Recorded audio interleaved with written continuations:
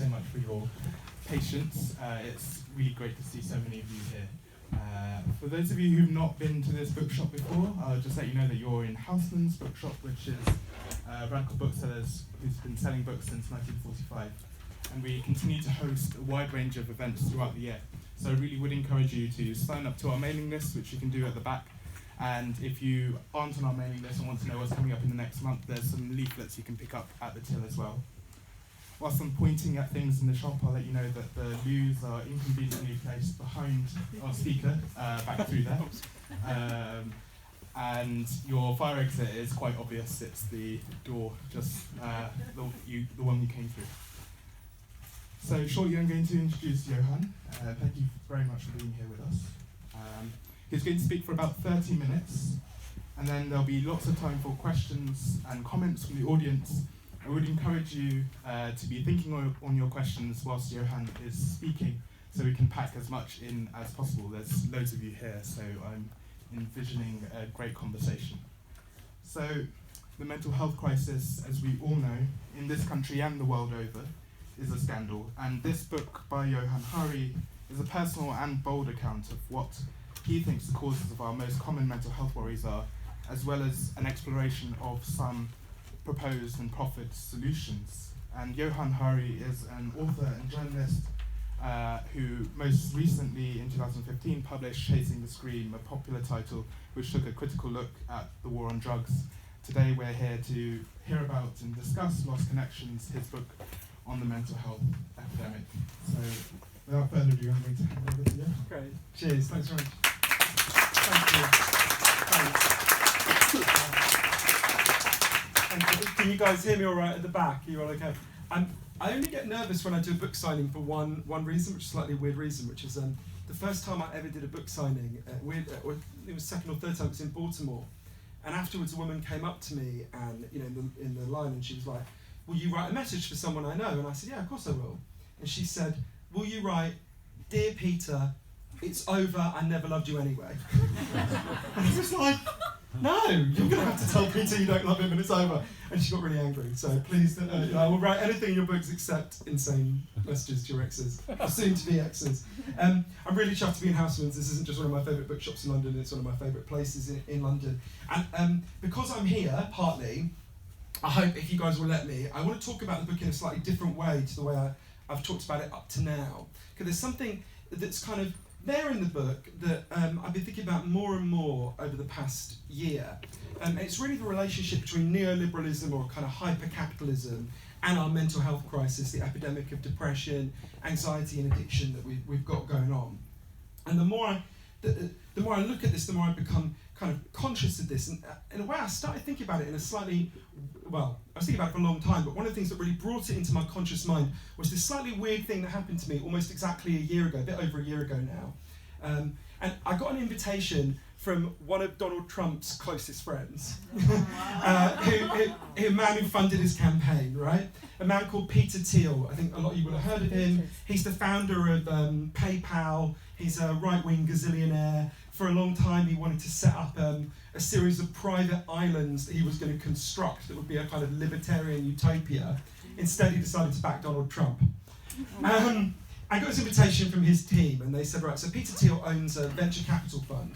And one of the things it does is it organises conferences for people who design, like, apps in Silicon Valley. And they said, we're doing a conference for people who want to develop apps to deal with depression, anxiety, and addiction. And I said to them, I think the idea that you could deal with these problems with an app is like a symptom of the problem, right? This is not the solution.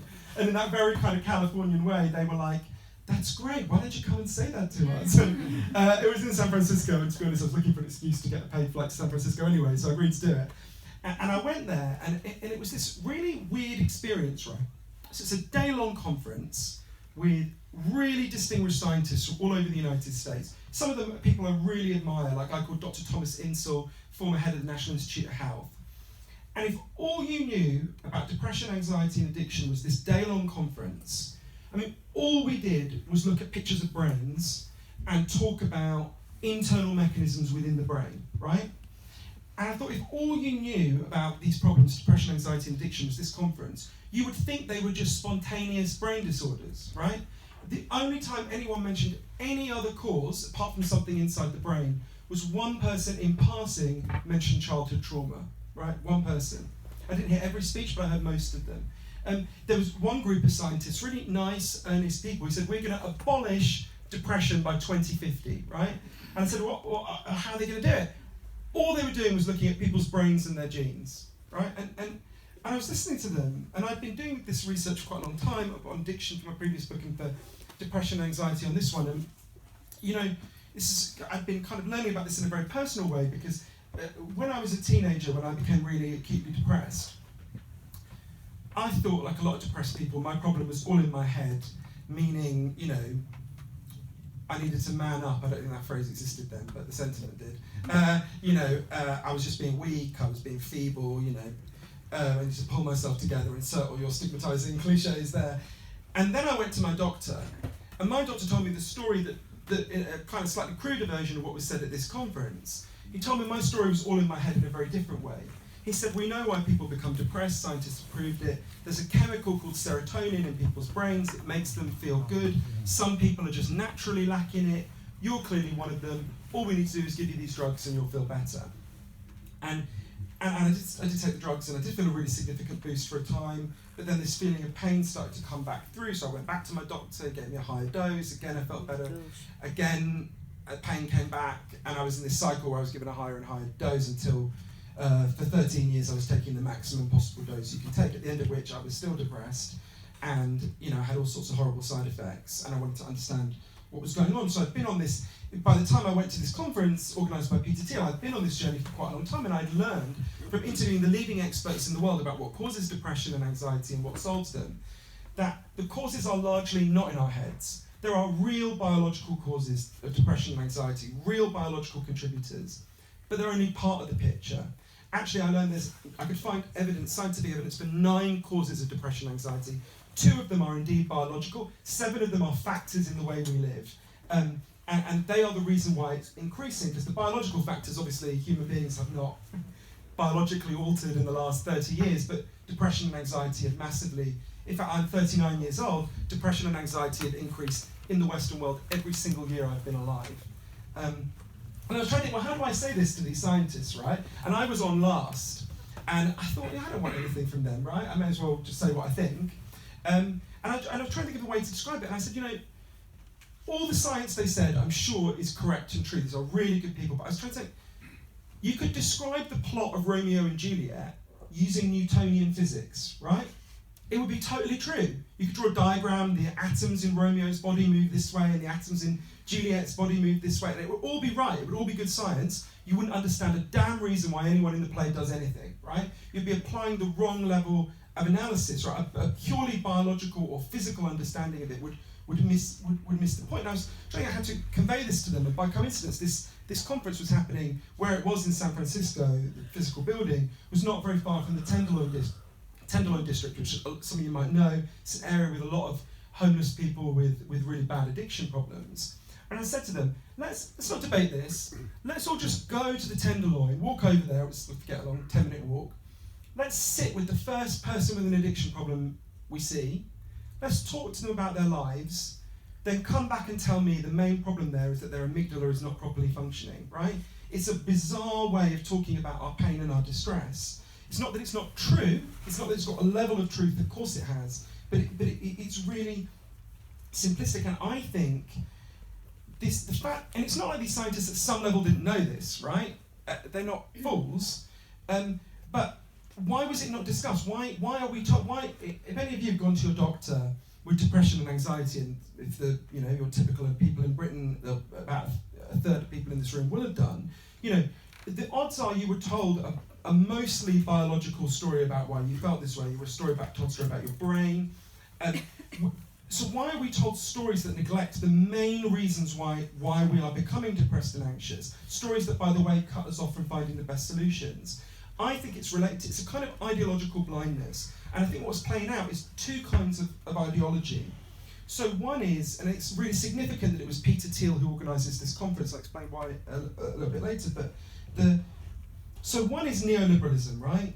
Neoliberalism, or kind of hypercapitalism, is the idea that human beings are rational, maximizers of their own interests, right? That's what you are, that's what I am, that's what everyone walking past this shop is, right? Someone who goes through life thinking, how do I maximize the maximum I can get for me out of this situation? Neoliberalism is the belief that you should build a society around the idea that people will live that way and should live that way.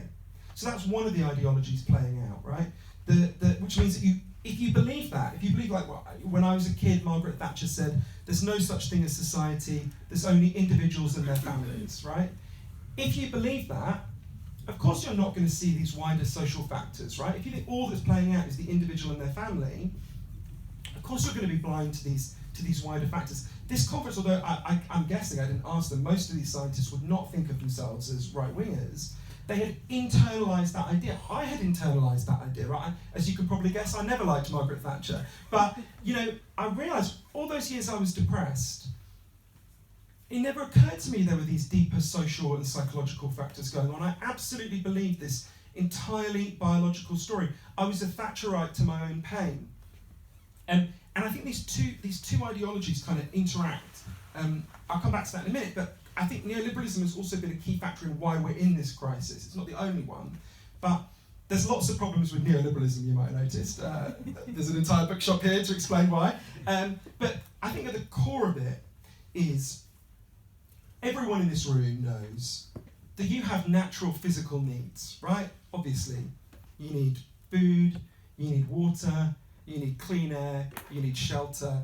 If I took those things away from you, you would be in real trouble real quickly, right? But there's equally strong evidence that human beings have natural psychological needs. You need to feel you belong. You need to feel your life has meaning and purpose. You need to feel that people see you and value you. You need to feel you've got a future that is stable, that makes sense to you. And our culture is good at lots of things. I'm glad to be alive today. But our culture has been getting less and less good at meeting these deep underlying psychological needs. Part of that is to do with neoliberalism. Neoliberalism is not a system that meets people's psychological needs. It's not the only system that doesn't meet their needs. But if a human being who goes through life in a system telling you you should be constantly maximizing your self-interest and everyone else around you is doing that, a system designed to maximize selfish behavior will not meet your needs in all sorts of complex ways. I want to talk about a few. This can all sound a bit kind of fancy and abstract, so I'll give you some really concrete examples of these 9 causes of depression that I learned about and some of the different solutions they lead to. So one example is, we are the loneliest society that has ever been in human history. There's a study that asks Americans, how many close friends do you have who you could call on in a crisis? And when they started doing it years ago, the most common answer was 5. Today, the most common answer is none. Right? It's not the average, but it's the most common answer. So there are more people who have nobody to turn to when things go wrong than any other option. We are just behind the US in the international league tables in loneliness. Right? We're just behind them. And I've been thinking about this a lot actually in the last few weeks, because one of the people who taught me most about this, unfortunately tragically died, a guy called Professor John Cacioppo, who was at the University of Chicago, and he proved lots of things. So he proved, he was the world's leading expert on loneliness, basically. And he proved that, when we know that when we're stressed, we release a hormone called cortisol. He showed that being acutely lonely is as stressful for a human being as being punched in the face by a stranger, right? Loneliness is toxic for people. And he had a theory about why that I find quite persuasive. So he explained, if you think about the circumstances where we evolved, right? Why are we here? Why do any of us exist? Why could housemans be built? It's partly because our ancestors on the savannas of Africa were really good at one thing, right? They weren't bigger than the animals they took down in a lot of cases. They weren't faster than them, but they were much better at banding together into tribes and cooperating. But that was our superpower as a species, right? Every instinct we have is to be part of a cooperative tribe. Just like bees need a hive, humans need a tribe. But if you think about those early humans, if they were separated from the tribe, if you were separated from the tribe, you would have been depressed and anxious for a really good reason, right? You were about to die. You were in terrible, terrible danger. And imagine if those humans, those early humans, had lived by Peter Thiel's ideology or by a neoliberal ideology, if they just said, well, we're all going to go, we're going to go through this maximising our own self-interest, right? None of us would be sitting here. A species with those instincts would have died out. They would not have been able to cooperate enough to survive in that environment. So Professor Cacioppo proved loneliness causes depression for very good reasons that make perfect sense. He also, there's massive evidence that loneliness has increased. This helps us to understand one of the reasons why we've got a big depression and anxiety epidemic. And I was trying to think, well, what's the antidepressant for that, right? What do we do about that? And I learned just not so far from here. One of the kind of heroes of my book, Lost Connections, is a guy called Dr. Sam Everington. So he's a doctor in Bromley by Bow in East London, where I lived for a long time, although sadly he was never my doctor. And Sam's a GP, and he was really uncomfortable because he had loads of people coming to him with really bad depression and anxiety. And like me, he's not opposed to chemical antidepressants. He thinks they take the edge off for some people, they have some real role to play. But he could see that for most of his patients, they were not stopping them being depressed. They were taking the edge off for some of them that has real value. But most of them remained depressed. And he could see they were depressed not, he'd been told at medical school, tell people it's just a chemical imbalance in their brains, even though he knew that wasn't right, even though he knew the science was much more complex than that. He decided to pioneer a different approach. One day a woman came to see him called Lisa Cunningham, who I got to know quite well. Lisa had been shut away in her home with crippling depression and anxiety for 7 years. And Sam said to Lisa, don't worry, I'll carry on giving you these drugs. I'm also going to prescribe something else. There was an area behind the doctor's surgery that was known as Dog Shit Alley, which gives you a sense of what it was like. And Sam said to Lisa, what I want you to do is turn up a couple of times a week. I'll come with you, I'll turn out with you. I want you to meet with a group of other depressed and anxious people, and I want you to turn Dog Shit Alley into something beautiful. Right? So the first meeting they had, Lisa was literally physically sick with anxiety. But a few things happened as the weeks and months passed, so they decided they were going to learn gardening. One of the things that most struck Lisa is they had something to talk about that wasn't how shit they felt. Right? No, generally what we do with depressed and anxious people is we either drug them or we give them an opportunity to talk about their pain, both of which have real value.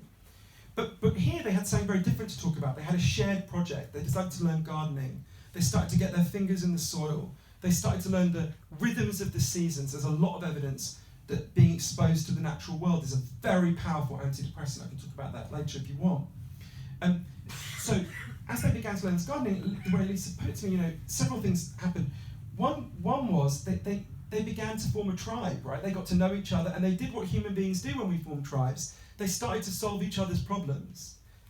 So there was this is an extreme example, but one of the guys in the program was sleeping on the night bus. He was homeless, he'd been shut down. Everyone else in the group was outraged. They started pressuring the local council, Tower Hamlets, to get him housed. They succeeded. It was the first time they'd done something for someone else in years. It made them feel great. The way Lisa put it to me, as the garden began to bloom, we began to bloom. There was a study in Norway of a very similar program, which is part of a growing body of evidence, that found it was more than twice as effective as chemical antidepressants. I think for a kind of obvious reason. And I saw this everywhere I went, from San Francisco to Sydney to Sao Paulo. The best strategies for dealing with depression and anxiety were the ones that deal with the reasons why we feel so bad in the first place, right? But relate that back to this conference in San Francisco, right?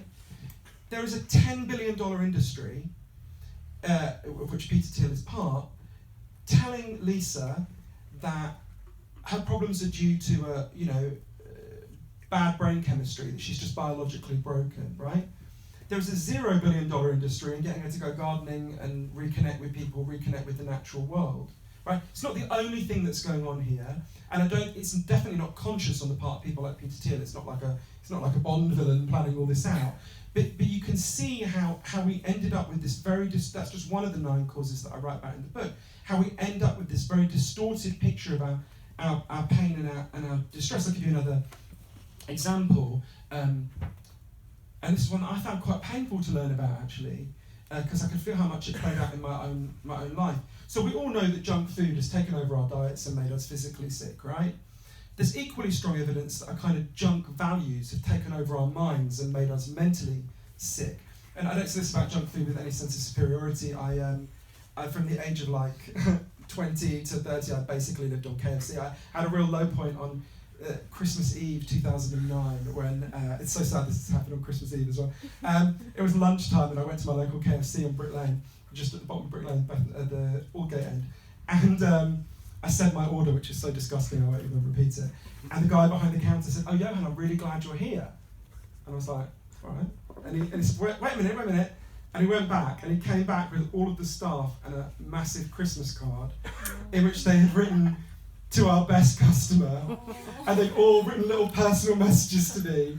And part of what made my heart sink is I suddenly realised that wasn't even the fried chicken shop I went to the most, right? But anyway, so we all know why that's bad, right? Why junk food taking over our diets is not a good thing. Actually, when we had that KFC shortage, about a month ago, lots of people I hadn't seen in ages texted me like, "Johann, are you okay? I'm worried about you." I was like, "What do you think I am?" But anyway, but what's interesting, so we all know junk food appeals to the part of us that needs nutrition, but it doesn't give you nutrition, right? What's interesting to me is there's a mental process that's been happening that's very similar, very related to, is an integral part of neoliberalism, right?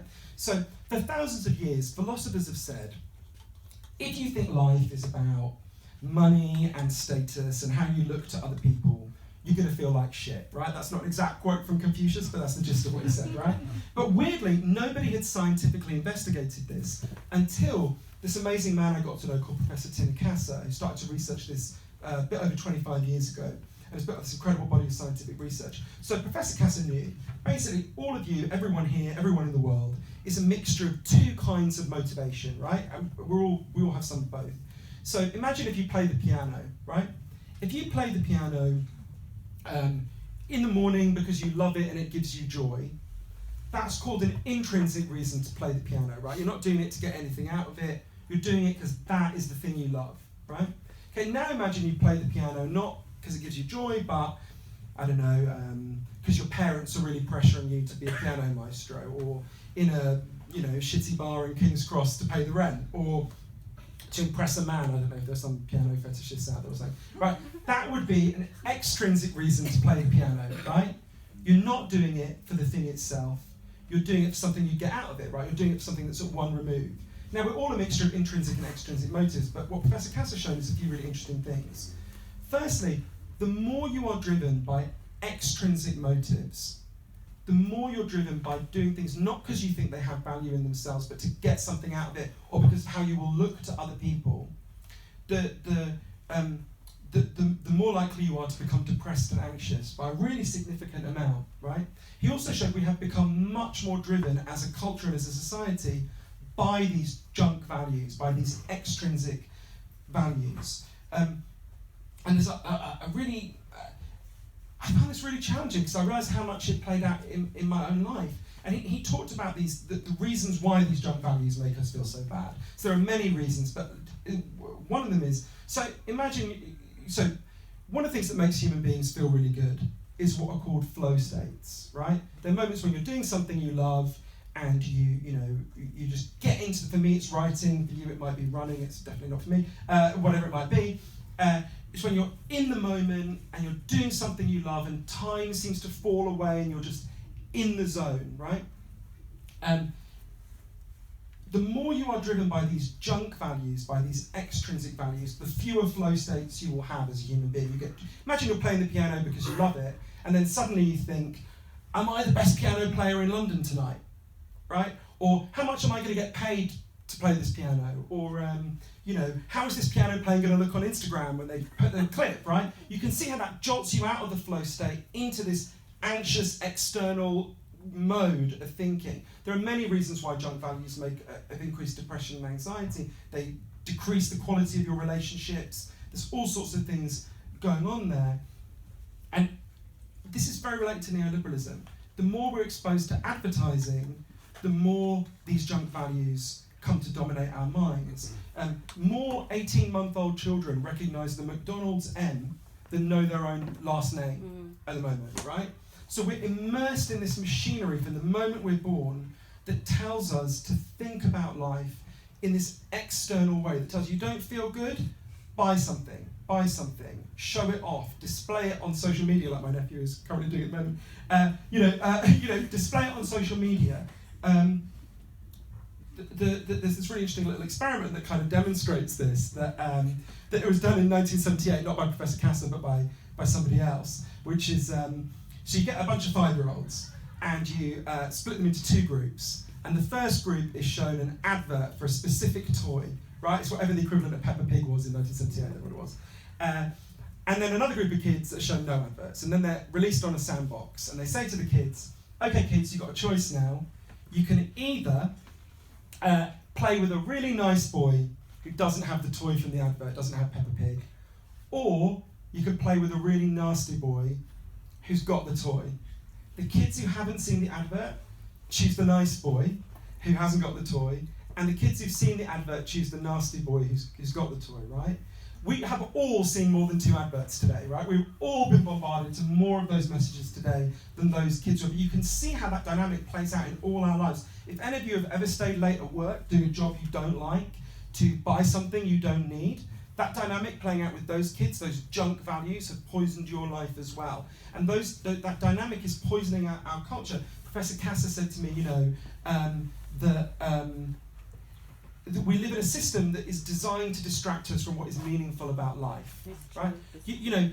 Everyone knows. You're not going to lie. It's a banal cliche to say you're not going to lie on your deathbed and think about all the things you bought, right? You will think about moments of meaning and connection in your life.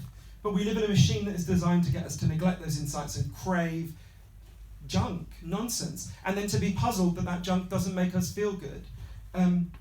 So there are lots of factors in neoliberalism that are playing out that are making us more depressed. I talk about how the evidence that the greater inequality gets, the more people become depressed and anxious, the more people feel humiliated and hopeless. Obviously that's very related to neoliberalism, which massively increases inequality. Peter Thiel's $1 billion made from PayPal, which is shit and doesn't even work, come from somewhere, right?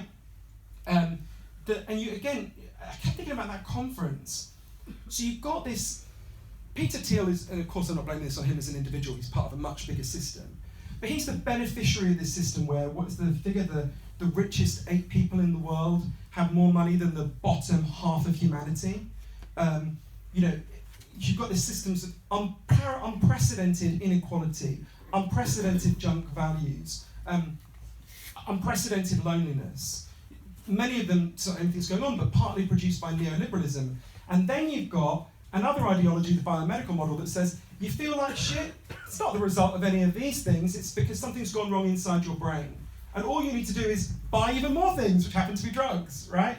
So you can see how these zombie ideologies, it's not a coincidence. I think it's conscious, but it's not a coincidence they emerged at the same time. They emerge in parallel. If you live under a system where also the vast amount of the budget for researching these things, depression, anxiety, addiction, goes into trying to find solutions that can be monetized, right? So you end up again with a very distorted system where, I'll give you an example, the state prison in Michigan happens to look out over, it wasn't designed, it wasn't sort of deliberate, but there's one part that looks out over a concrete car park, and there's another part that looks out over lovely green fields.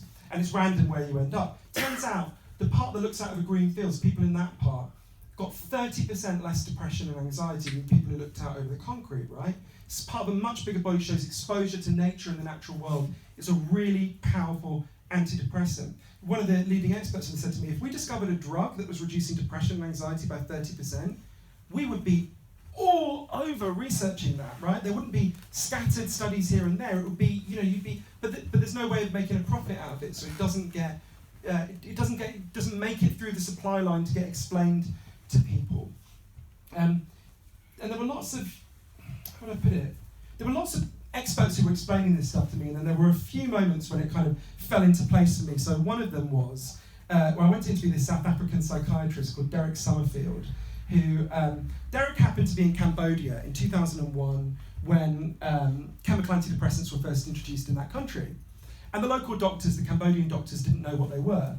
So Derek explained it to them, and they were like, oh, we don't need them, we've already got antidepressants. And he said, what do you mean? He thought they were going to talk about some kind of like herbal remedy or something. Instead, they told him a story. There was a farmer in their community who one day stood on a landmine left over by the American invasion of Southeast Asia. And he got his leg blown off. So they gave him an artificial limb, and he went back to work in the rice fields. But it turned out apparently it's extremely painful to work underwater with an artificial limb. And I'm guessing it was traumatic for him to go back into the fields where he got blown up. The guy started to cry all day, didn't want to get out of bed, classic depression. So they said to Derek, so we gave him an antidepressant. And he said, well, what was it? They explained that they went and sat with him. They listened to him.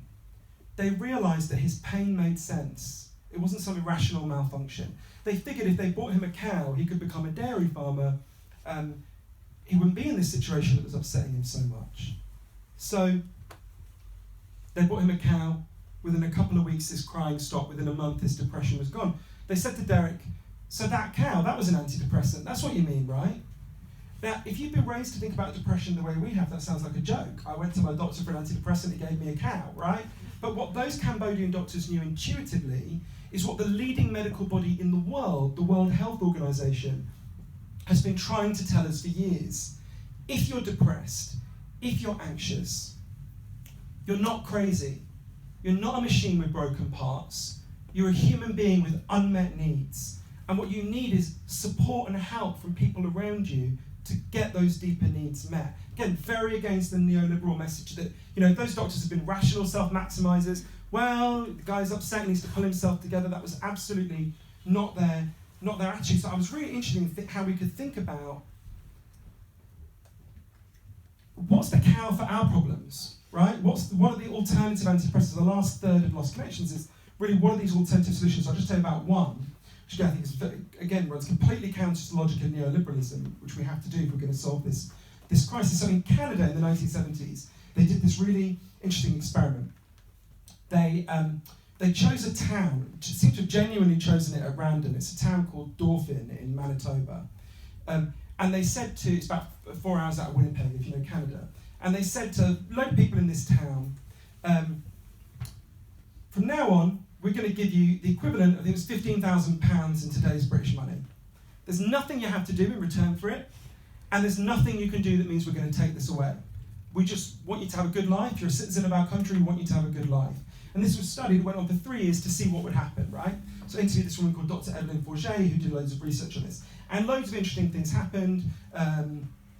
People spent more time with their children, people studied more. Virtually nobody gave up work, but more people turned down shitty jobs and held out for better jobs. So overall work standards improved. But the most important thing, from our point of view, is there was a massive fall in depression and anxiety. Mental illnesses that were so severe people had to be shut away in hospitals fell by 9% in just 3 years, right? Why is that? It's for a really obvious reason. If we stop anyone out there in King's Cross and ask them they'll look at us like, really obviously, financial insecurity makes you feel like shit. It causes depression and anxiety, right? Giving people back the space to have a baseline of security and to change some small, this wasn't a huge amount of money, but it was enough that you could know you weren't going to become homeless, your life wasn't going to go to shit. That reduced depression and anxiety. Now, Evelyn Forget, the professor who studied this, explained that is an antidepressant, right? A universal basic income is an antidepressant.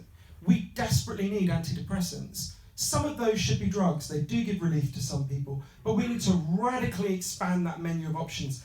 And the best antidepressants are the ones that deal with why we feel so terrible in the first place.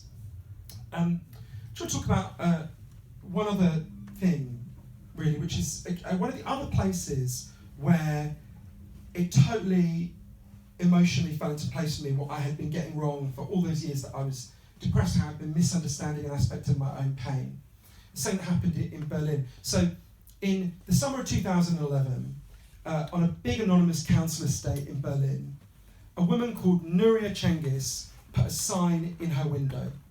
And the sign said something like, I'm getting evicted next Thursday, I got the notice saying I'm going to be evicted, so next Wednesday night I'm going to kill myself. Now no one knew her on this council estate. It's in a slightly weird place. When they threw up the Berlin Wall in 1961, Kotti, this area, was like one of the bits of West Berlin that like jutted into East Berlin. It was like a tooth. So basically, if the Soviets had invaded, it would have been the front line. So for years, no one really wanted to live there. So the only people who lived there were recent Muslim immigrants, gay people and punk squatters, and as you can imagine, these three groups looked at each other with a bit of incomprehension. So it's big housing project, no one knew. People start to see Nuria's sign in her window, and they start to knock on her door, and they're like, do you need any help? And she was like, fuck you, I don't want any help, I'm going to kill myself. But people on this council estate were quite pissed off that their house, their rents had been going up, a lot of people were being evicted. They started to talk to each other, and they had this idea, so there's a big kind of thoroughfare that goes into the centre of Berlin that goes through this council estate. And they thought, if we just block the road one day, and we wheel Nuria out, the media will probably come with protests, they'll probably let us stay in a flat, there might be a bit of pressure to keep our rents down. So they did that. One Saturday they blocked the road, Nuria was like, well, I'm going to kill myself anyway, I may as well let them wheel me out there. And they stood there, and the media did come, and there was a bit of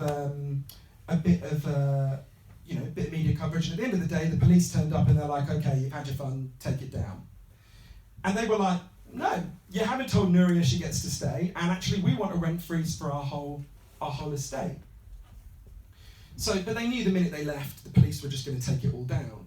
So one of my favourite people at Cotti, a woman called Tanya Gartner, who's one of the punk squatters originally, she wears tiny miniskirts even in Berlin winters. Tanya is hardcore. Tanya explained that in her flat, which is the top of one box, she had what they call those things that make a klaxon. And she went and got it, and she said, okay, what we're going to do is we're going to draw up a timetable to man this barricade. We'll man it 24 hours a day, and if the police come to take it down, let off the klaxon, and we'll all come down and we'll stop them, right? So people start signing up to man this barricade from this council estate who would never have met each other. So Nuria, the woman who put the sign in her window, who's a very religious Muslim in her hijab, was paired up with Tanya in her little tiny miniskirt. I think they got, if I remember rightly, the Thursday night shift. And the first few nights they sit there together, they're like, what the fuck are we going to talk about, right? They ain't got nothing in common. But as the night shifts went on, they started to realise they had something incredibly strong in common. Nuria had come to Berlin when she was 17 from a little village in Turkey. And she'd come with her 2 kids, and the idea was that she would earn enough money to send back for her husband in Turkey so he could come. But after she'd been there for a year, she got word that her husband had died back in Turkey. She told Tanya something she'd never told anyone. She'd always said to people in Germany that her husband died of a heart attack. She told Tanya he actually died of tuberculosis, which at the time was regarded as like a disease of poverty. Tanya started to tell Nuria about herself. Tanya had come to Cotti when she was 15. She was thrown out by her middle-class family. She came to live in a squat, and she got pregnant when she was, I think, 16. They realised they'd both been alone with young kids in this very strange place to them. They began to realise how much they had in common. All over Cotti, there were these weird pairings of people. There was this young Turkish-German lad who kept being nearly thrown out of school. They said he had ADHD. He got paired with a very grumpy old white German guy who loved Stalin and said he didn't believe in direct action, but he would make an exception in this case. And they started talking. The old white guy starts helping him with his homework. And it's directly opposite this council estate, there's a gay club called Zubblock, which is run by a guy called Richard Stein, who I love, who, just to give you a sense of what he's like, the previous place he owned was called Café Anal. So they're quite uncompromising, right? I always thought you wouldn't want a snack from Café Anal, but anyway. And when they opened this gay club, there's a lot of religious Muslims there. Some of them have been kind of outraged, their windows have been smashed. When they started doing the protest, the gay club Zubblock started donating all their furniture, and they started saying, you guys, you could have all your meetings here, just have your meetings, we'll give you free drinks. And even the lefties at Cotti were like, look, we're not going to persuade these very religious Muslims to come and have meetings underneath the poster for fisting night. It's not going to happen, right? But it did start happening. As one of the Muslim women there said to me, we all realised we had to take these small steps to get to know each other if we were going to make this work.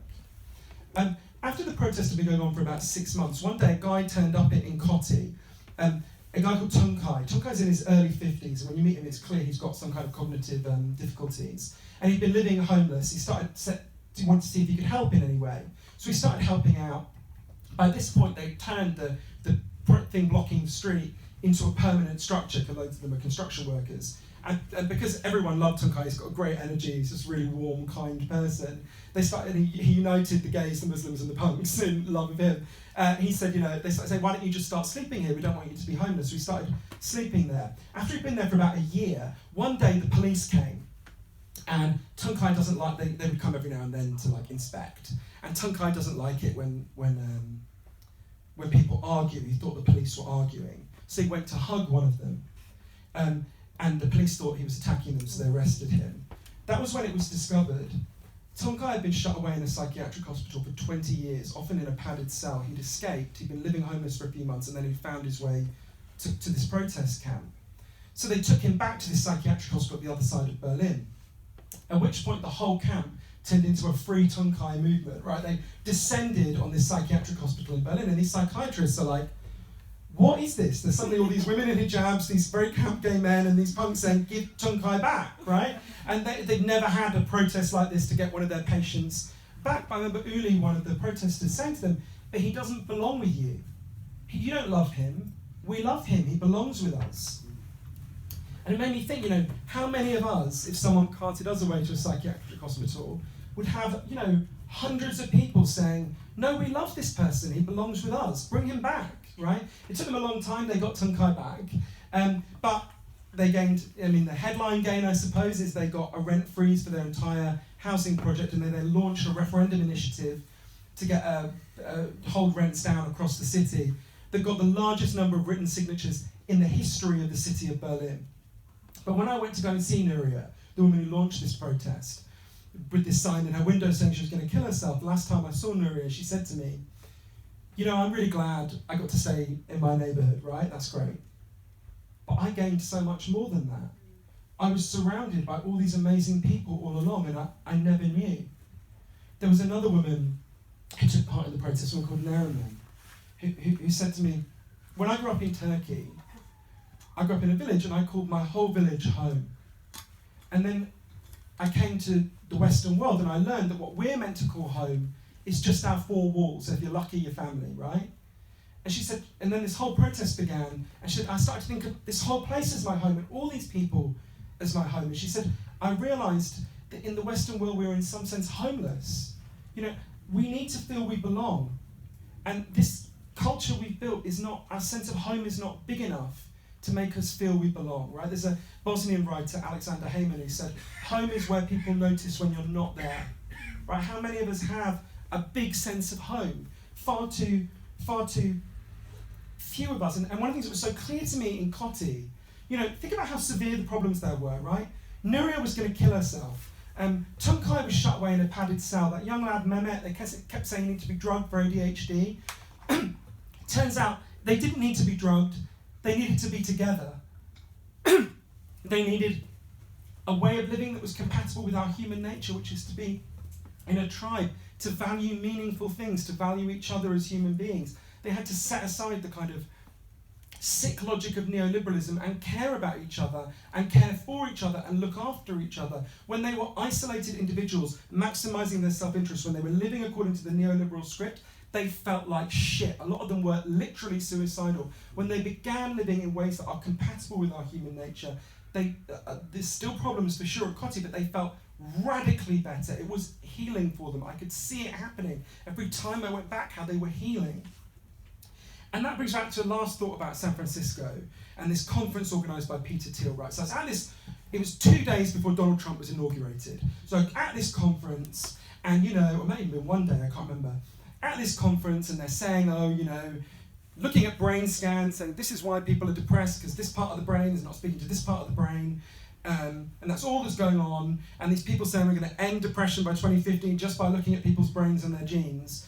And 2 days later, or a few days later, when the day of the inauguration, there was this protest in San Francisco at the Golden Gate Bridge. I went down there, it was kind of drizzly day, where people held hands across the Golden Gate Bridge at the moment that Trump was being sworn in to symbolise their resistance. I remember looking out over San Francisco Bay, holding hands with these strangers I'd never met, who I will never meet again, knowing that at that moment Donald Trump was becoming the most powerful person in the world, and thinking if we're going to find our way out of this crisis we're in, this crisis that has produced Trump, that has produced Brexit, that's produced these catastrophes of the depression rising every year I've been alive, it's going to be on this model of us holding hands and fighting together much more than it's being on the model of looking at brain scans. That as the UN's chief doctor on for mental health on World Health Day last year, it said we need to talk less about chemical imbalances and more about power imbalances. Okay, thanks very much. Woo!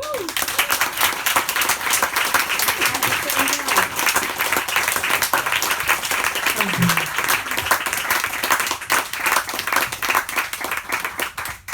Thank you very much. I always have this secret urge, which is when you have these microphones when you walk around. Some of you might be too young to remember this, but I've always the secret urge to be like Ricky Lake and walk into the audience with the microphone. But You're most welcome. exactly, I will resist that temptation. I'm going to do that instead. Excellent. What about Jeremy Kyle? I actually I know this is a really shameful thing to say. I secretly have a bit of a crush on Jeremy Kyle, so that's not true. It's just kind of, it's like everyone is disgusted by me about that. Sorry. Thank you. Sorry. That's probably a cause of depression in itself. Do we have any questions? There's one hand there. Should we take the questions in a few batches? So if other people have something already, then put your hand up. Otherwise, be thinking whilst this person answers theirs. Thank you very much, Johann. I really enjoyed your book as well. Oh, thanks. I'm just wondering, at this conference, I find it quite interesting if it is like cutting edge Silicon Valley people, and in your book there have been so many studies of some of these things changing in terms of how people look at depression and the causes of depression. And also people like you're saying the UN and the World Health Organization are challenging the brain chemistry hypothesis. How come none of these people were at the conference? I just find it quite mind-boggling actually. And my other question is, did the app go ahead and get funding, and does it exist? Yeah, I think, how come, it's so interesting, isn't it? And I saw this a bit with the reaction to my book, which has been overwhelmingly positive, but some people who really struggled to grasp what I was saying. And I think it's, how would I put it? How come they're not there? I'm drawing out, I think you're conveniently, you are sitting next to the Chomsky shelf, which has a book that will explain this, but I think it's a bit like Noam Chomsky's theory about why the corporate media ends up having this distorted lens, right? It's not that, and I've worked for the corporate media myself, it's not that you consciously internalize these things, right? So it's not that these scientists sit there and go, if I point out the massive social causes of depression and anxiety, that will go against all the people who fund research, that will go against Peter Thiel organising this conference. You do not consciously think that. Just like as a journalist, you very rarely think, oh, this will piss off our advertisers, right? It's just not how it works. What you do is you subtly internalise it in ways that you're not quite conscious of. So I think it's partly that, and it's why it's much worse in the US, right? Because in the US the system is much more dominated by universities, and much more dominated by big pharma and big money and all of that.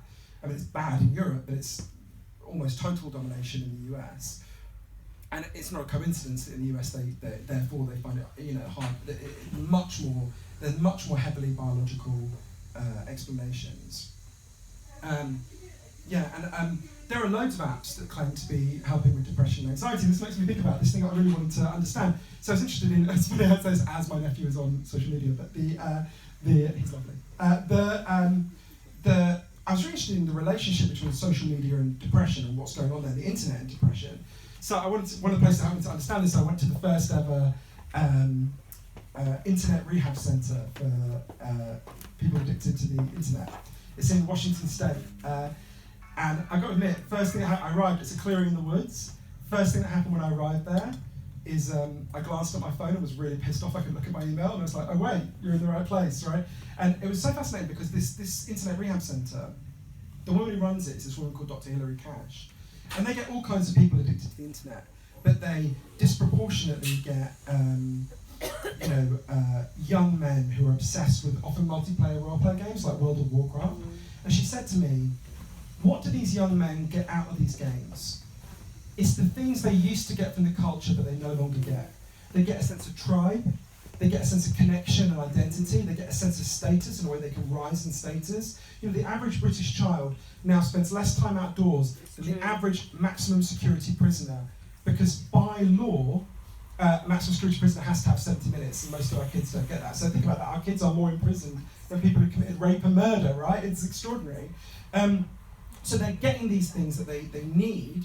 Now, what they're getting is a parody of those things. That's why they don't feel good, right? It's not the actual thing. I began to think the relationship between social media and social life is a bit like the relationship between sex and porn. I'm not anti-porn. Porn will meet a certain basic itch. But if all of your sex life consisted of looking at porn, you'd be going around pissed off and irritable the whole time because your deeper needs would not be met.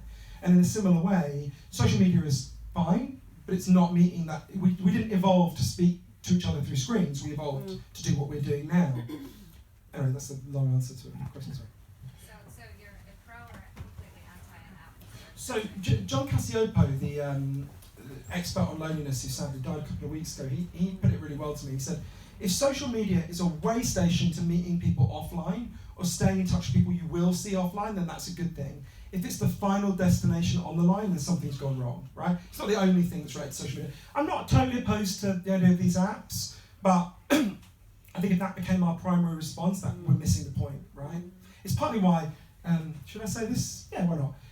I don't think it's good that Mind, the mental health charity, who I admire, who do amazing work, and my mother ran a drop-in centre for, I do not understand why the main thing they're advertising on the tube is see a therapist through Skype.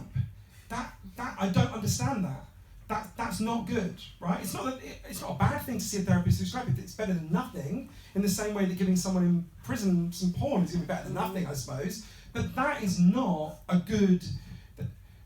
We should be giving much more fulfilling and complex messages than that.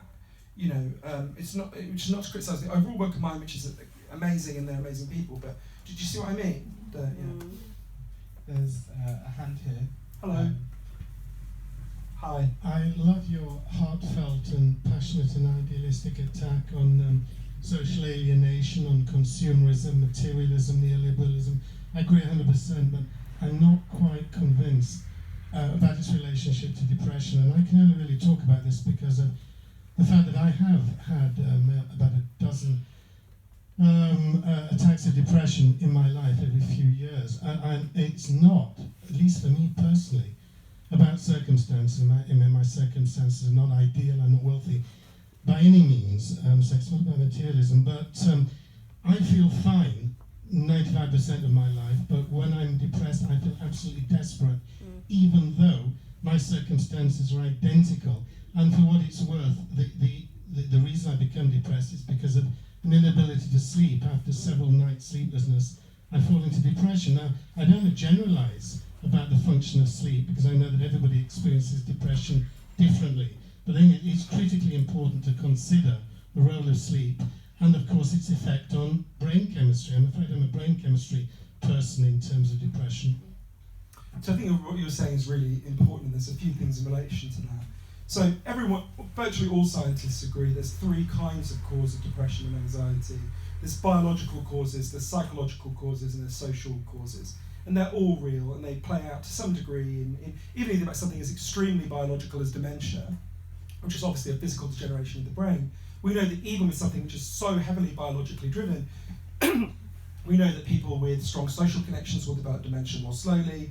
People who speak more languages will develop dementia more slowly. People who have a positive attitude towards their life will develop dementia more slowly. So we know that there's, even with something that's so heavily biological, there are clear social and psychological factors as well. You're absolutely right, there are real biological factors that play out. We know that average amount of sleep has declined for all sorts of complex reasons. Oh, sorry.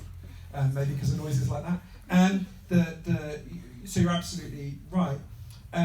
When I meet people who say there's no social or psychological component to their depression at all, so there's a scientific debate about this. So it used to be thought there were two kinds of depression. There's kind of endogenous depression, which is just something going wrong inside your brain, and then reactive depression, which is, obviously reactive. And I asked lots of the experts about this. Some of them said there's no such thing as endogenous depression. There's always some other factors going on in addition. Some said maybe it exists, but what there was an agreement on is if it exists, it's a tiny amount of depression. So some people do think there is some purely endogenous depression, but they all agree that if that's real, that's a very small element of what's going on. But when I meet people who think there's no social and psychological component to depression, often when I talk to them, what I think of is So often people say, well, I have nothing to be depressed about. And often I think about, if you read, I think it's by the British woman is Betty Friedan's book, The Feminine Mystique, a kind of feminist classic from the early 60s, which is an amazing book, still an amazing book. She talks about how many people, I think it's there, she talks about how many people would go to the doctor, how many women would go to the doctor in 50s and say, doctor, there's something terribly wrong with me. With my nerves, they wouldn't have said their brain at the time. There's something terribly wrong with my nerves because I've got everything a woman could possibly want. I've got a house, I've got a husband who doesn't beat me, I've got a washing machine, I've got 2 children, and yet I feel like shit. There must be something wrong with me, with my nerves, and they would say, yeah, and they drug her, right? I mean, I'm slightly crude, but it was pretty close to it. Now, if we could go back in time and speak to those women, what we'd say to them is, well, you've got everything you could possibly want by the standards of the culture, but the standards of the culture are just wrong. You need so much more than that.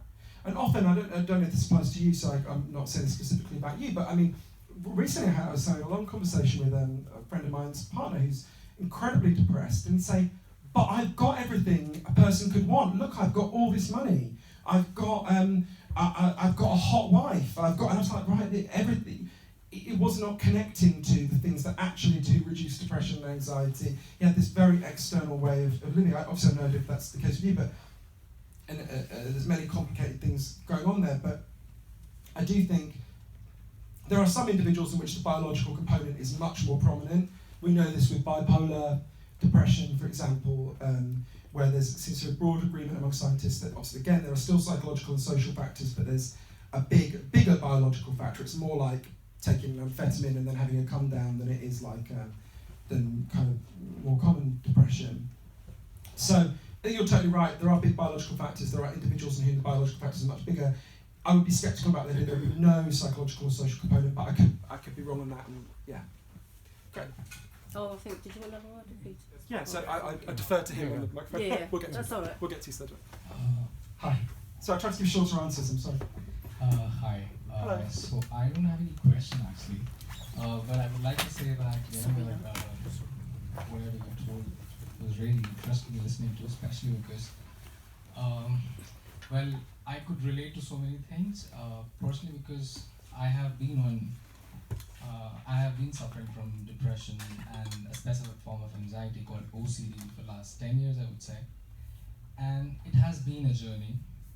And also, I'm a scientist, so I know what I studied a lot. What actually is. I think it's an equilibrium between the biological or the genetic factors as well as the environmental factors. You can't say that it's only the brain, or you can't say it's only the environmental factors. They both go hand in hand. So yes, genetically, both my parents have certain genes, which is a predisposing factor for me being depressed. But then, even my sister, who is a twin sister, she is not depressed because probably the environmental factor, because she was staying with my other aunt. So the environmental factors might contribute to those genetic factors. So I'm just sharing my personal experiences. I don't know. So yes. So it's an equilibrium between both brain or the genetic factors, or the biological factors, and the environmental factors. And then what really helped me over the period of time is the realization that I started something on mindfulness. What I learned was it's just about being. We as humans, we are always, if you think, we are not in the moment itself. As you said, when you are playing a piano, you are in that moment itself. That moment itself, you are really happy. And all the problems actually starts when we go here and there. We're not in that moment. I just realized that I have never been in that moment. I'm always thinking whether in the past or in the future. So I'm always swinging between the past and future. So it's a practice which I just developed, and I just wanted to experience being in that moment itself, and I started looking at my junk values. I was more aware of it, like exactly that those junk values. I was more aware of, okay, why am I feeling this way? Is because probably there's something wrong with my thought process, which I was inculcated over the period of time. Just go back to the first thing you said, because I think it's I would put it slightly differently. I think you made a really good point. I wouldn't say it's an equilibrium. I'd say it's an between biological, social, and psychological factors. I think that the way that best scientists explain to me is it's more like an interaction. So, to give you a very specific example, this guy called Professor Avshalom Caspi did this massive study in New Zealand of the genetics of depression, right? And it's one of the best studies we have on this, by I've said like 17,000 people. And what he found is there is a gene that does correlate with depression. It's called the H5TT gene. And what he discovered that's really interesting is people who have the H5TT gene are 30% more likely to become depressed and anxious, but only if certain things happen to them, like they become acutely lonely or they go through a trauma. If you carry that gene and those things don't happen to you, you're no more likely to become depressed than someone who doesn't have the gene. So it illustrates that principle that you can be made more genetically more sensitive to these things, but you're more sensitive to the world, right? Everyone knows this about food, right? I only have to look at a Big Mac and I put on weight, right? Some people can eat 10 Big Macs, they don't put on any weight, right? But there's still an interaction with the environment. If I don't eat any Big Macs, you can, So we know that some people are more prone to putting on weight than others. In a similar way, some people are more prone to putting on depression, but that still has a massive interaction with the environment. There's someone here wants to ask a question as well. Peter and then me, please. Great. Yeah. Okay. Sorry, I think I'm going to get told off by these people who I don't know. That's great, but we'll talk afterwards. Yeah. Great. Peter first, Okay, sure. Okay. and then me. Right. I'll give you the mic. Thank you. If any one of you felt you had to go and see your GP and say, "Oh, I'm depressed," what would the GP do? Well, first of all, they would think, what are the National Institute of Clinical Excellence guidelines for treating depression?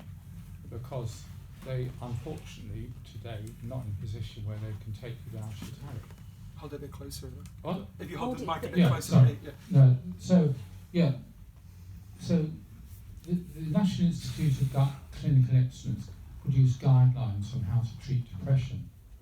Now, every so often they have to get revised.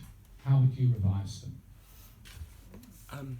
Do you want to Yeah. Great, thank you. I just want to say to everybody, good evening. I'm enjoying this, fantastic. I would say that I'm living proof because I was in intensive care and my motto is about the medication. When I first started taking medication in the early 90s, end of 80s, I was like a zombie. I was just put on stuff that I couldn't move anything in my body, and I just went into deep depression and ended up in intensive care and living proof that I'm still here. I wasn't supposed to be, but after 25 to 30 years, I'm on the right meds, and I'm my own like Sherlock Holmes. It's a discovery that it's a life journey till you end this life, and I do help people in mental health. I do go on wards. I donate my life to mental health, especially when one's suffering when they're young and they don't know what's happening in their head and they get taken to a psychiatric ward.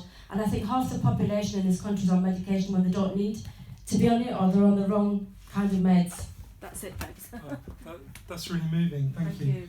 Thank you. No, Congratulations on getting better. Well, it's history now. Oh yeah, that's really moving. And to answer the first point, so I'm not a doctor. I'm a journalist, so I would completely defer to medical authorities on that.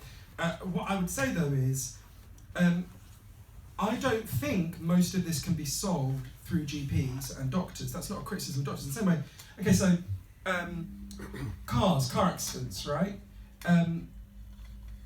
Doctors in A&E do really important work after people have been involved in car accidents, putting them back together. That's really important. Obviously, they're heroic individuals. But most of what deals with car accidents is not that, right? We have driving tests, we have seatbelts, we have airbags, we have speed limits, we arrest drunk drivers.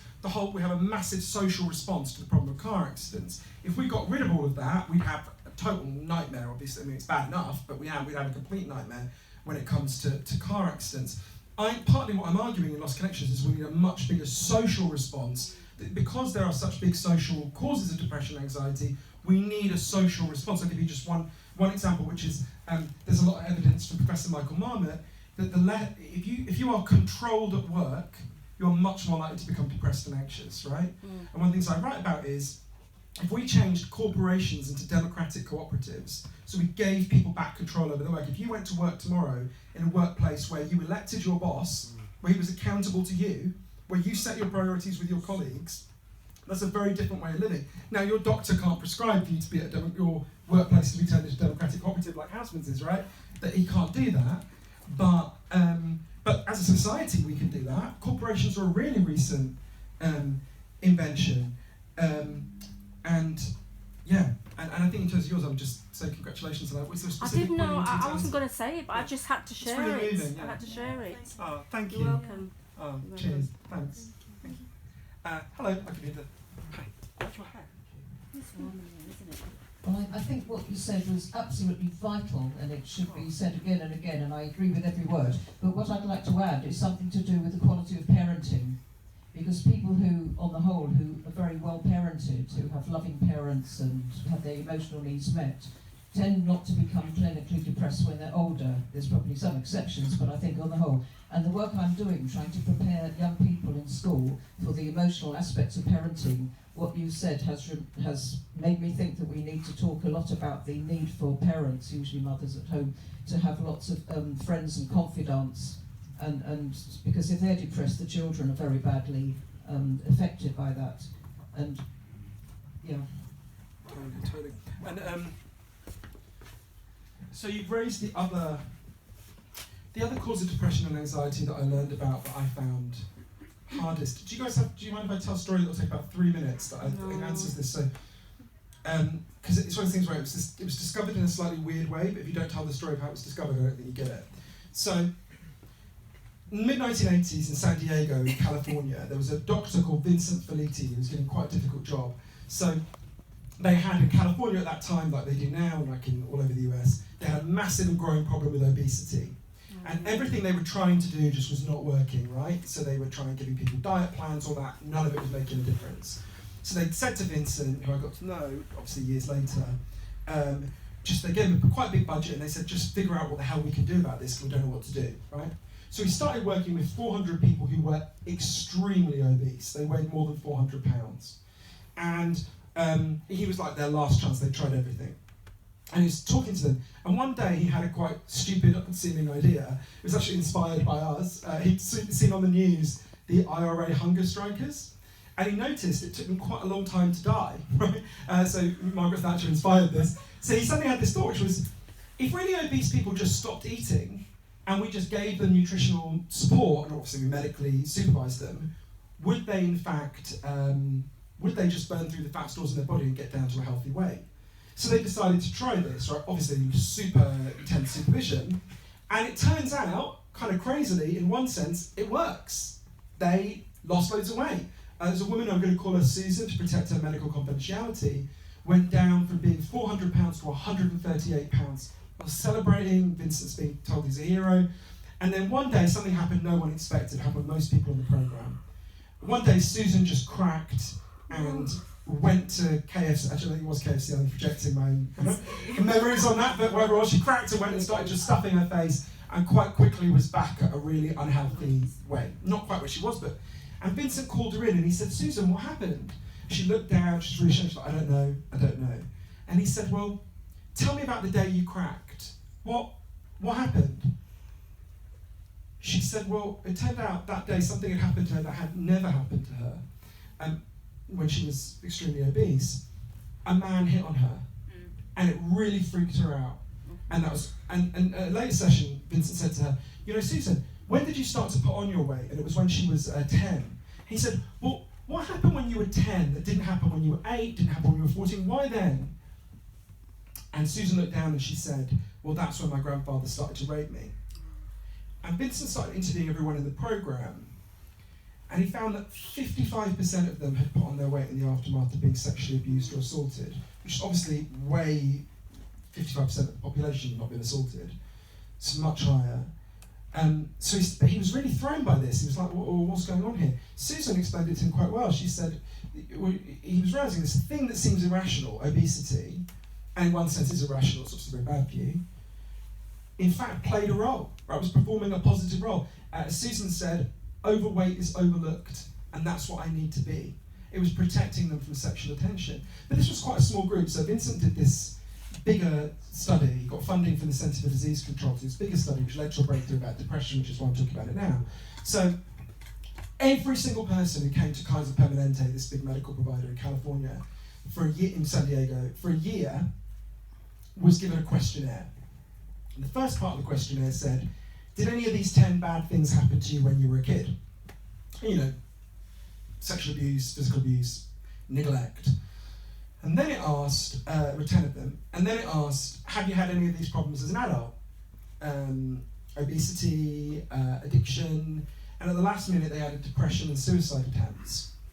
When the Centre for Disease Control added it up, they were just flummoxed. For every category of childhood trauma that happened to you, you were 2 to 4 times more likely to develop depression. If you had 6 of those categories, you were 3,100% more likely to have attempted suicide, right? You don't very often get figures like that, right? And Vincent and I found this the hardest one to learn. So when I went to meet Vincent in San Diego, I remember the first time I met him, leaving, and just being in an absolute rage with him. And I thought, why am I reacting? He's a really good, you'd love him, he's a lovely, good man, right? Really admirable person. I was thinking, why am I so fucking angry with this man? And so when I was a child, I'd experienced some very extreme acts from an adult in my life. My mother had been very ill, my dad was in a different country, and I'd experienced some very extreme acts. And I think, so I'm going beyond what Dr. Felitti and the scientists involved in this say. This bit is not scientific, this is my hunch, they say we don't know. But I'm trying to think about why does childhood trauma and the things you're talking about, why does it have such a catastrophic effect? So there's a wider body of research, this guy called Professor James Pennebaker, who's shown shame destroys people, right? We know that in the AIDS crisis, closeted gay men died on average 2 years later than openly gay men, even when they got medical care at the same time, right? So shame is a catastrophe for human beings. And I think it's partly that when you go through these traumatic, when you go through these things, you often if you experience abuse, you are told it's your fault. But I also think there's a thing about you internalise that for all sorts of reasons. One is it actually weirdly gives you a sense of control.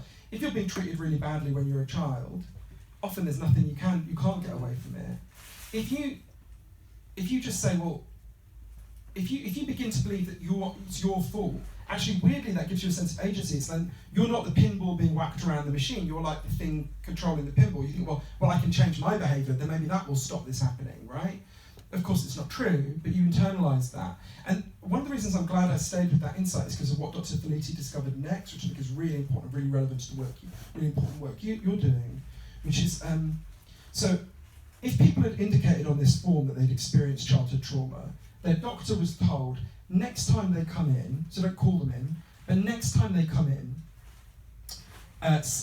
say this to them. It sounded like, so I see that when you were a child, you were sexually abused. I'm really sorry that happened. That should never have happened to you. Would you like to talk about it?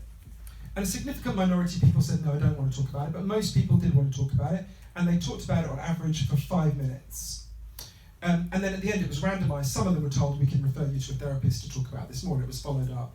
What was incredible was, just that 5-minute conversation, that alone, led to a really significant fall in depression and anxiety. An authority figure saying, I'm so sorry, that should never have happened to you. There was an elderly woman, I think she was in her 80s, who wrote to her doctor afterwards and said, she'd been sexually abused. She said, I'm so glad you asked. I thought I was going to die and no one would ever know. One of Vincent's colleagues, Dr. Robert Anders, said to me, when you see someone who's got a problem like depression, obesity, addiction, we need to stop asking what's wrong with you and start asking what happened to you. I had 2 hands. Okay. And I think if we take these, I will try to do it faster as well. I'm sorry, I give long answers. I'm afraid we're going to have to leave it there. Okay. Sorry. Hello. Hi. I was just wondering, I see neoliberalism playing out in terms of mental health, both on an individual level in terms of people valuing themselves by influences of advertising and not socializing so much, but also in terms of external things we don't really have control over, such as sort of climate change and wars happening elsewhere, labour conditions in other places in the world. And part of how I see that being compatible on an individual level is engaging with other people who also sort of interested in those things, who also see it, and being politically active on it, because it can, even if you're sort of socializing with people, you can still feel isolated if none of those people are cognizant of sort of the presence of these, or importance of these issues in everyday life. And I was just wondering if there's something that you've reflected on, or if you have any other thoughts about that. You put it beautifully, and there's really good evidence that you're right. I always love it when you can say to someone, there's scientific evidence, you are correct. But there's this, loads of it, but there's this really interesting study I became a bit obsessed with. So you guys probably know that in Canada, First Nations people, what they would call Native Americans in the US, have extremely high suicide rates, like horrendously high. And this guy, I interviewed this guy who's in Vancouver called Michael Chandler, he's a professor there, did this really interesting research. So there are, I'm forgetting the figure, there's about 196 First Nations groups in Canada, like tribal groups, right? And it turns out, some of them have extremely high suicide rates, and some have no suicide at all. And so he spent years and years gathering loads of data to see, well, what's going on? What's different in the no suicide versus the high suicide groups? And what he discovered is exactly what you're saying. Some of those groups have been able to band together and regain control in key aspects of their communities. So they've regained control of their school system, their fire system, the police. They've revived their own language in some cases. They've rebuilt a sense of their culture. And some have been so broken up and kept down that they have not been able to do that. And what he showed is, if you look at it on a graph, the suicide rate correlates extremely closely with the amount of collective control they've been able to gain as a community. And I thought a lot about that. My sister lives, near Blackpool. And I'm not, obviously, look, First Nations people went through a genocide, and I'm not comparing, Blackpool's bad, it ain't that bad, right? But so don't misunderstand me, but when I go there, spend a bit of time there, obviously, my sister and my nephew and my niece live there, the sense of a loss of the future and a loss of agency and control in all the places that voted for Brexit, right? And we've got to stop saying to those people that they're just racist and thick. That could not be more wrong. That is really, as someone who thinks Brexit was a catastrophe, obviously, you probably guess, that is so wrong to talk about people like that. It's not true, and it's politically unbelievably stupid when you were persuaded by being told you were thick. But more importantly, it's really callous towards people who are really suffering. And we've got to understand why a message like "Take Back Control" resonated with them, even when it was offered by fraudsters and charlatans like Boris Johnson and Nigel Farage. So so you're absolutely right. Lack of control is a psychological catastrophe. Actually, it's one of the things that plays out in childhood abuse. Childhood abuse is one of the most extreme forms of lack of control you can imagine. And I think lack of control is something that connects a huge number of these causes of depression and anxiety. So you're absolutely right. The more we can, exactly what happened at Coty, the more we can band together and regain control, the more we will reduce depression and anxiety, the evidence suggests, and even something as extreme as suicide. Great. Give you the microphone. Thank you. That was fantastic, and I thought the book was very profound as well. Oh, sorry. Thank you, and I thought the book was very profound as well. I wasn't trying to force you to repeat your compliment to me. Sorry. That's all right. I'll tweet it to you. That's all right. And you can pay me after. My question actually was interesting. As I was reading the book, I kept on expecting you to touch on the model of AA or NA. Actually, because I think it's quite an interesting one in terms of is something that's been sort of socially organised and touches around a lot of the areas in terms of service towards others and people coming together and that sort of sense of community. I was just quite interested whether it was something you'd thought about and discounted, or just decided wasn't relevant for the book because you were focusing more on depression. But it was just it was something that felt like it ticked a lot of the areas you wrote about. Oh, this is a complex last question. So I've written a book about addiction and the war on drugs before, and oh God, how do I put this? I think AA is fantastic for a lot of people, including some of the people I most love, and I really admire it and the NA model. What I admire most, and I say this with humility as someone who doesn't have an addiction problem except to kind of work and KFC, is the bit that I think is so powerful is the connection, looking after each other, forming a tribe. I think that's amazing. I talk a bit in the book about how we need to form a kind of consumerist synonymous groups where we talk, and there's a guy who's been doing this called Nathan Dungan, a psychologist, with the psychologist Tim Kasser, where people talk about what they really value in life, and there's been evidence that reduces their junk values. It's really interesting. There are some people, how would I put this? So we need a big menu of options for people with addiction problems. One of them should absolutely be AA, which is fantastic for a lot of people.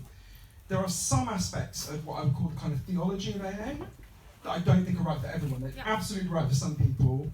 There are some people who say AA is for absolutely everyone with an addiction problem, and they'll die if they don't do it, and all of that. I don't agree with that. I think there are some people, there are some ideas in the kind of ideology, but as with anything created by human beings, there's some things that will not be for everyone. But what I think you're absolutely right on is, it's incredible that, where are we, when King's Cross, there will be an AA meeting somewhere tonight where you can, and tomorrow night you can turn up there and no one will ask you to give you any money, and they'll be really nice to you, and they'll care about you, and they'll say, I hope I see you tomorrow. We need a lot more of that in our culture. We need a lot more places where we can turn up that are non-commercial spaces, where we connect through our pain, through our joy, through love, through anger, things we're angry at. There's a whole... I think that aspect of the model is absolutely transformative and revolutionary, and in the best possible sense revolutionary. Actually, since we're in Houseman's, one of my favourite lines is by Rosa Luxemburg, who said that the most revolutionary thing you could ever do in any situation is simply state loudly what is actually happening. Because it's like a happy thought of each day. Thank you all for coming, and I will sign your non-mad messages.